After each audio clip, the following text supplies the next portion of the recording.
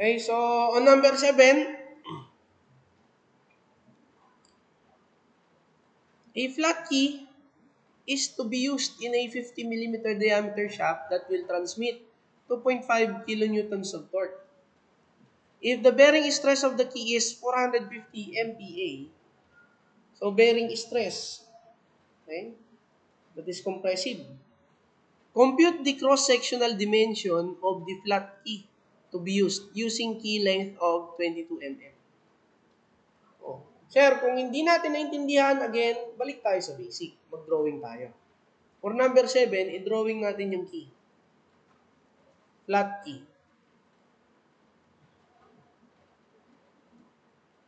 Kung hindi naintindihan, i-drawing mo.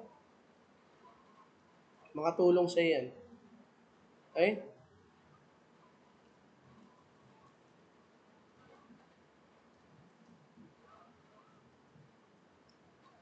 So, bearing stress, ibig sabihin, iipitin mo yung key. So, nasaan yung pag-ipit mo ng key? Okay? Yung pag-ipit ng key, ang ka-counteract niyan, kapag nandito yung force tangent, ayun yung force. Okay, force. So, naipit mo siya. You have the length at saka yung height. Kaya lang, kalahati ng height yung in-effect. Ito yung area na may ipit. Oh, kasi pag pre-project mo yan, tinulak yan, yung baba yung may ipit. Yun yung nakabaon sa key. Okay? So, if that is the case, yung compressive stress natin or the bearing stress is force over area that is projected. Now, this is yung compressive stress of the key. Right? So, the force is twice of the torque divided by diameter of the shaft times area projected. So, this will become twice of the torque divided by diameter of the shaft h divided by 2 times the length. So, iakyat natin yan. This will become 40 over HLDS. So, ang hinahanap natin dito is the height of the key. So, reform natin siya in terms of the height of the key. This will be 4T divided by SC ng key, LDS. So, yung force times the, force, yung 4 times unang torque, the torque is 2.5 kilonewton meter. So, 2.5 times 1,000 squared para maging Newton millimeter. Divide by, bearing stress on the key is, binigay dyan, 450 MPa. 450 Newton per millimeter squared. Tapos, yung length natin ay 22 mm, diameter of the shaft is 50. 22 mm, tapos 50 mm. Cancel all same units. Okay? Newton, ang tira ay mm. So, we press it on our calculator. So, 4 times 2.5 times 1,000 squared. Okay? Divide natin yan ng 450 times 22 times 50.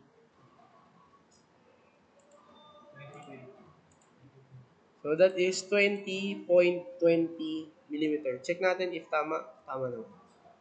Tama naman siya. So, H is equal to 20.20 mm. Dali siya. Or number 8. Ay, a rectangular key was used in a pulley connected to a line shaft. Okay? O, bago mag-isip ng kung ano, dito ka muna.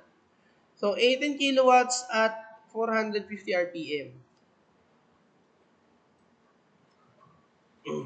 Now, the shearing stress of the key is 250 MPa. determine the force acting on the key length. If the key width is 1/4 of the shaft diameter, okay, and the key length is 1 inch. Ano hinahanap niya?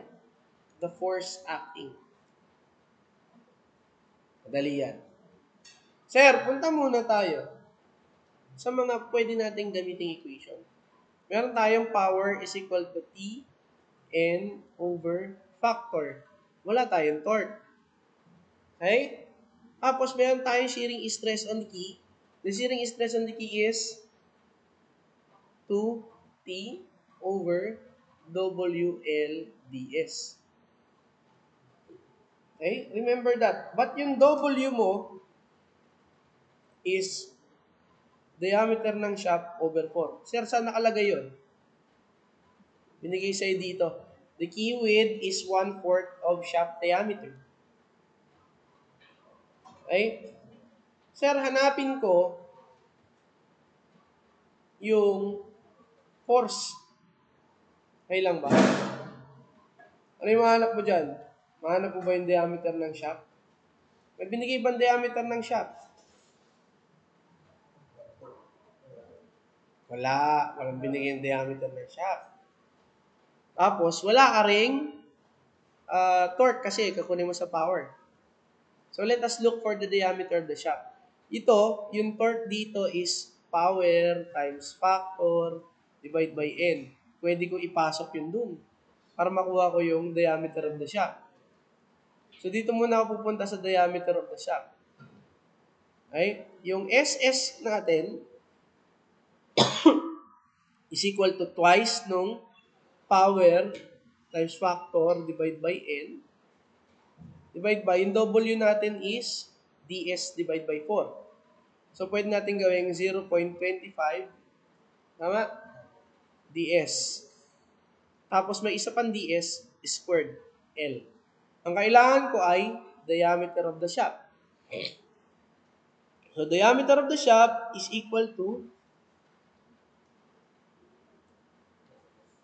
okay, twice of the power times factor divide by 0.25 N, tapos shear stress on the key times the length. Okay? Tapos may square root yan.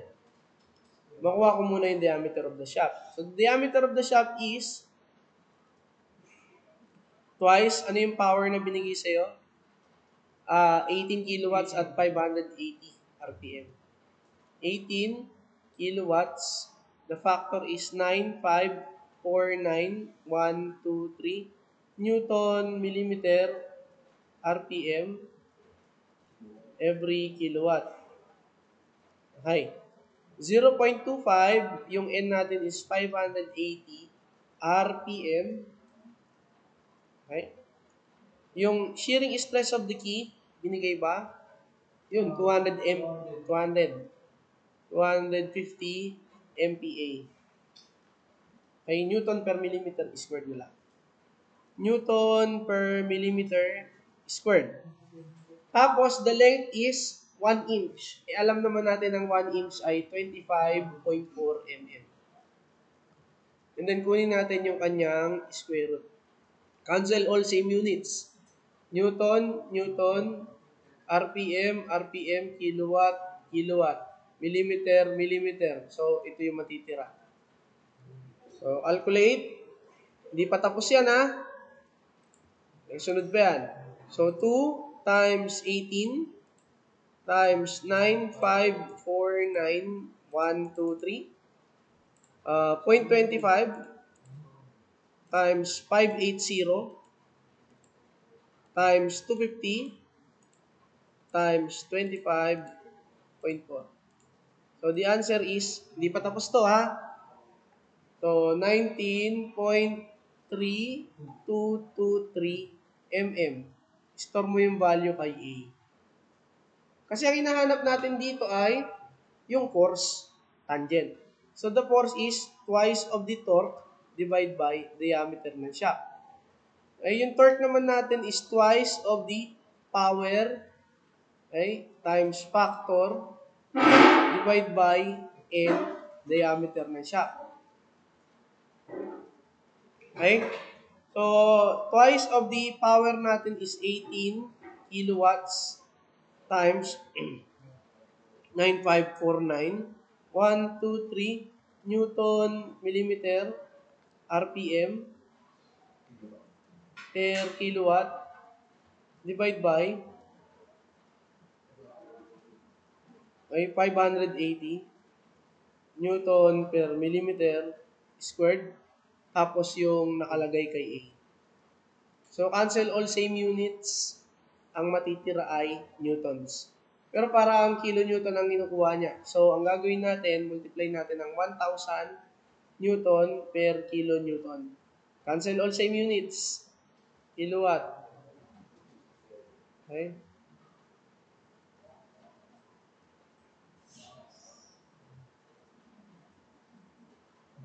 So, kilowatt. 500 RPM pala to. 80 RPM. Okay? Cancel. Cancel. Yung kilonewton matitira dyan kasi cancel na ito. Dala. Kaya cancel. Nasa A nga. Okay? So, calculate. Store natin to. Naka-A yan ha. So, 2 times 18 times 9549 1, 2, 3 divide by 580. Recall natin si A times 1,000. So the answer is 30.67 kilonewtons.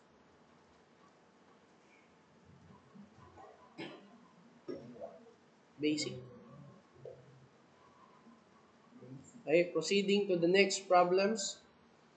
Okay, I think this is the last one. Okay. Madali lang naman ang key and coupling.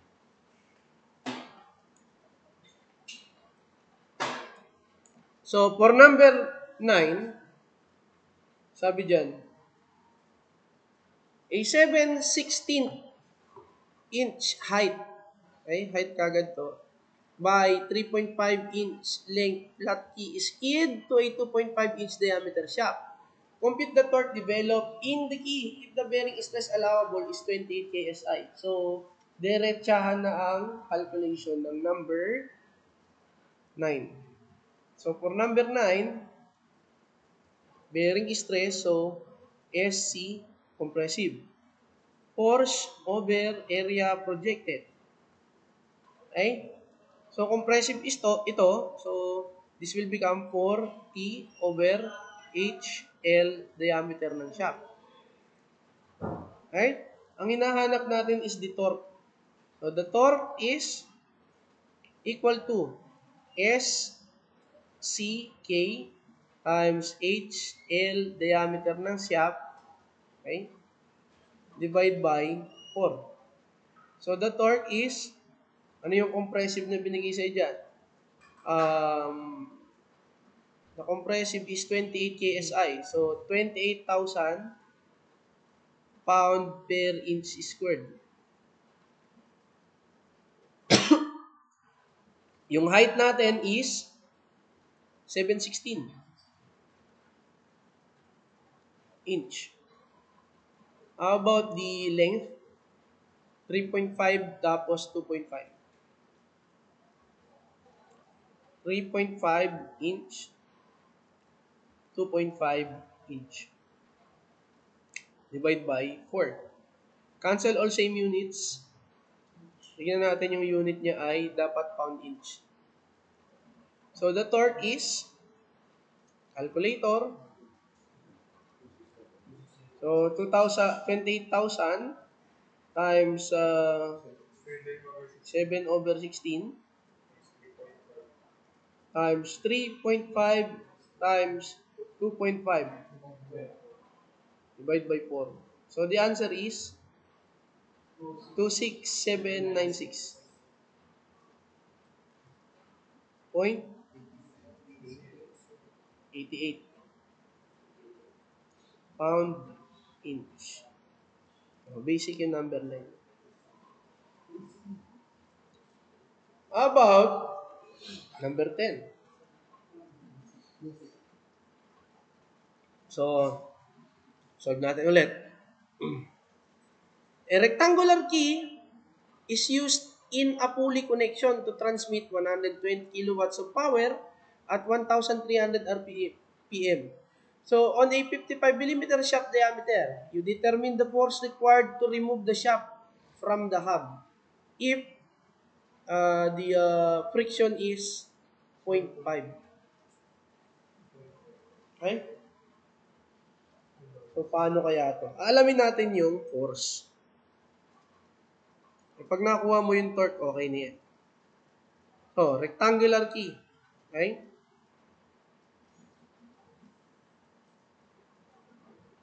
Okay.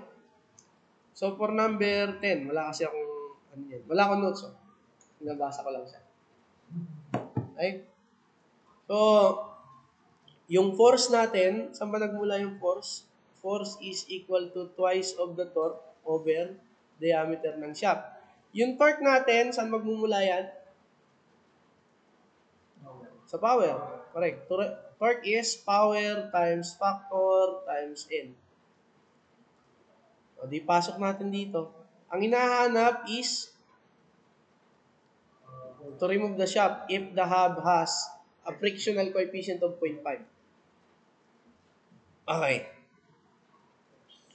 So, 2 times yung power natin.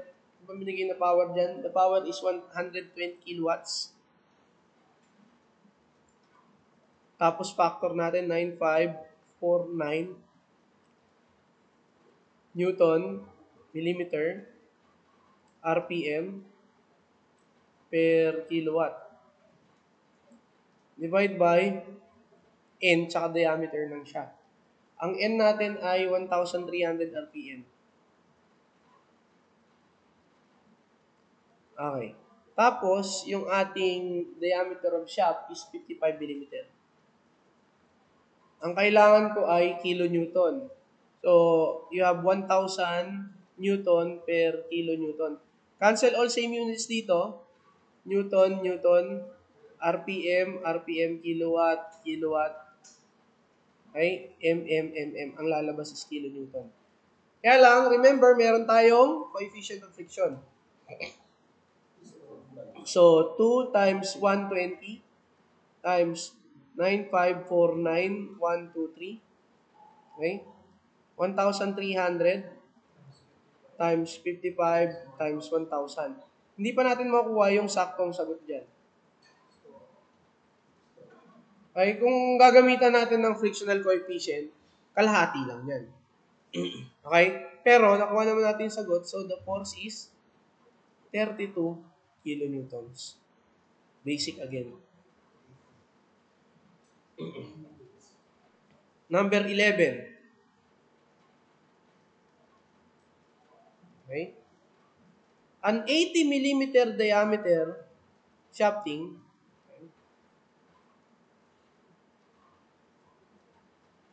okay, diameter ng shaft, having a yield point of 55 KSI, parang familiar nung kanina, and having 1/2, 3/4, and 4. Ano yan? BTL or W, height, and length. So, yan yung size ng iyong key. Compute the minimum yield point in the key in order to transmit torque of the shaft. The factor of safety is 5. Parang katulad ng kanina. Okay? Ilista ulit natin na yung sa shafting, okay, 0.6 SY on the shaft over factor of safety.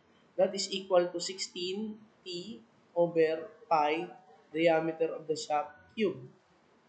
Yung sa key, 0.6 SY of the key over factor of safety equal to shearing stress to ha. So, this is twice of the torque wild na to, WL ds. Ang hinahanap natin is the yield stress on the key. Wala akong notes dyan, ha? So, in pronto natin siya sasagutin. Dito muna tayo. Translate natin to in terms of the torque. So, the torque will be equal to 0.6 SY pi diameter of your shaft cube divided by 16 factor of safety. Okay? Ito, in terms naman ng SY. So, this will become SY. So, SY nung K, okay, equal to twice of the torque times factor of safety divided by 0.6 WLDS. So, pwede kong ipasok kong torque dito. So, finalizing, our SY on the key is equal to 2, okay, parenthesis, so 0.6 SY pi diameter of the shaft cube divided by 16 factor of safety. Okay, may nalimutan ba tayo? Yes, yung factor of safety. Dito. Divide by 0.6 WL diameter of the shaft. Pwede mo na i-cancel yung mga same terms dyan. So, 0.6, 0.6 factor of safety. This will become 8. Okay? In DS, mag-i-squared. Cancel na to. So, simplifying, this is SY pi diameter of the shaft squared, okay, divide by 8 WL. Diba? Pag nag-algebra ka, mabilis lang. So, ang SY natin, ang binigay niya dyan is 55 KSI. So, 55,000 PSI. Pi. The diameter of the shaft is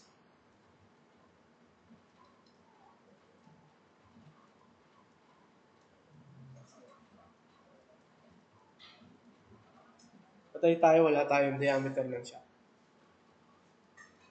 Wala siyang binigay dito ng diameter ng shaft. Ayun, 80 mm. Hindi lang ako nagbabasa. So, 80 mm times 1 inch per 25.4 mm. Tapos, syempre, square mo to. Divide by 8. Yung width natin is, okay, 0.75. Okay? BTL. So, 0.5. Pero pag mali tayo dito, pwede natin palitan yan ng 0.5. Tapos, the length is 4 inch. Cancel all same units. Yung inch, tapos yung inch dito sa taas, mm. PSI na lalabas. So, what will be the answer? So, ang gagawin mo dito, yung 0.5. Okay? So, if you will check it, ano ba yan? BTL. O, tama. Width nga pala. Okay? Iyan natin. Width. Nakatingin kasi ako dun sa 3/4. Dapat 1/2 lang. So, 0.5. Okay. So, this is 55,000. Okay? Pi times 80 divide by 25.4 squared. Okay? 8 times 0.5 times 4.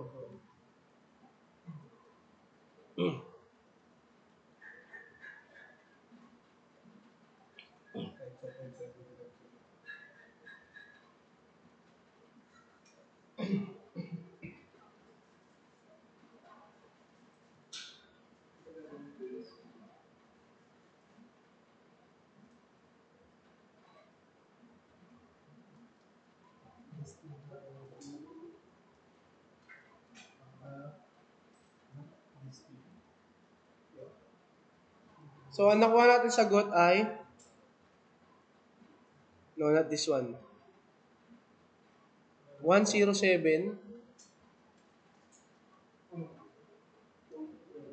Point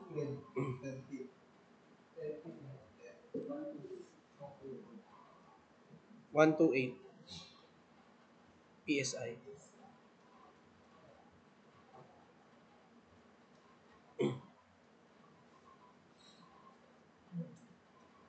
Palaruin ko nga yung calculator natin. What if hindi natin tinanggal? Sinunod natin yung 0.75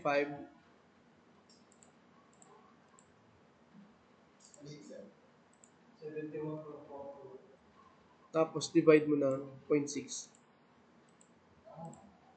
Lalaki, di ba? Pag di-divide ng ano ng 71. Taksa.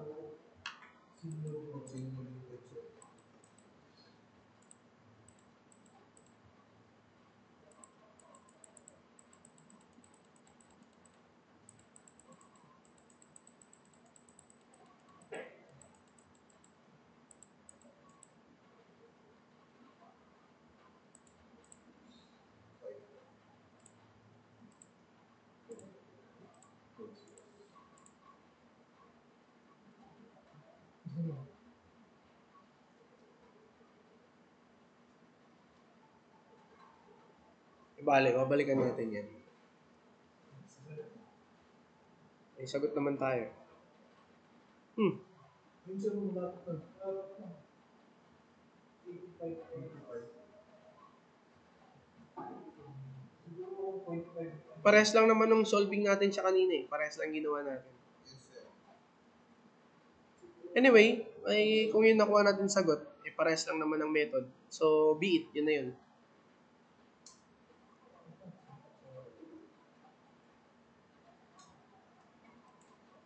Hindi natin pwede edit yan.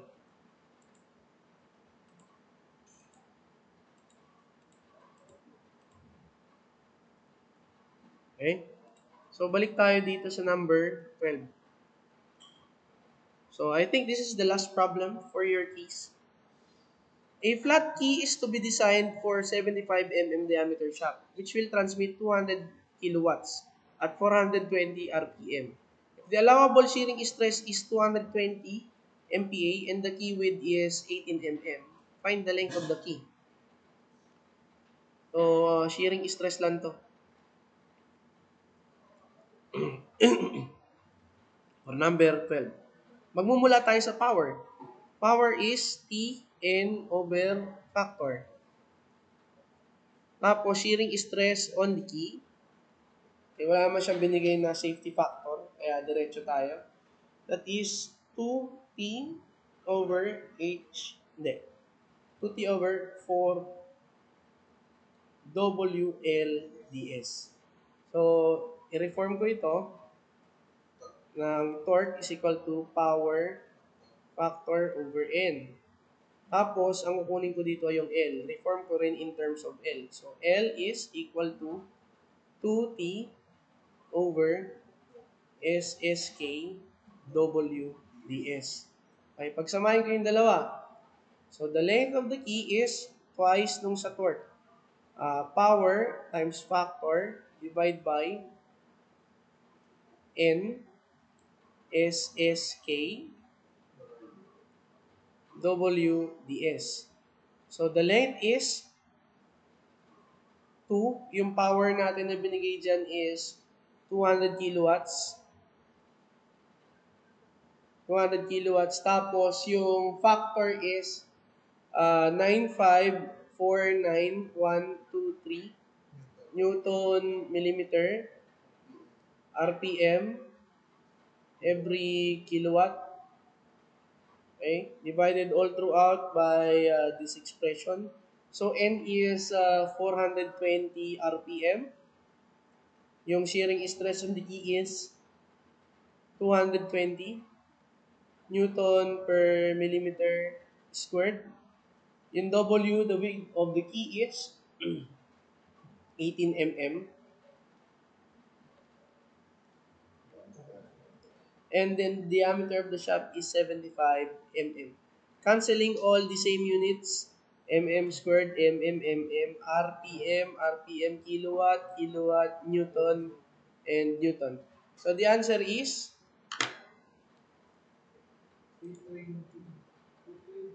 2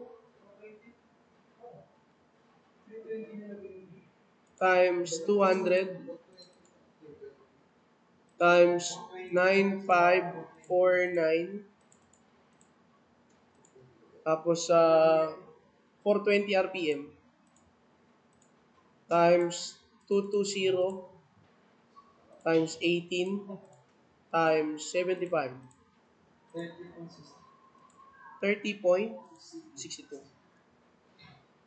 Basic again. Dali lang naman ang keys. Okay?